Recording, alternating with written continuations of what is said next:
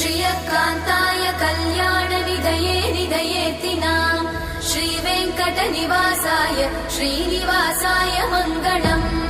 लक्ष्मी सविभ्रमालोकसुभ्रूविभ्रमचक्षुषे चक्षुषे सर्वलोकानां वेङ्कटेशाय मङ्गलम्। श्रीवेङ्कटाद्रिशृङ्गाग्रमङ्गलाभरणाङ्गये मङ्गलानां निवासाय श्रीनिवासाय मङ्गलम्।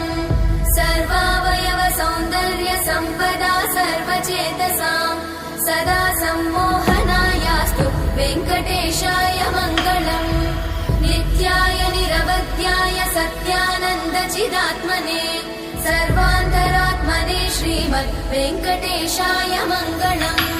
स्वतः सर्वविदे सर्वशक्तये सर्वशेषिने सुलभाय सुशीलाय वेङ्कटेशाय मङ्गलम्।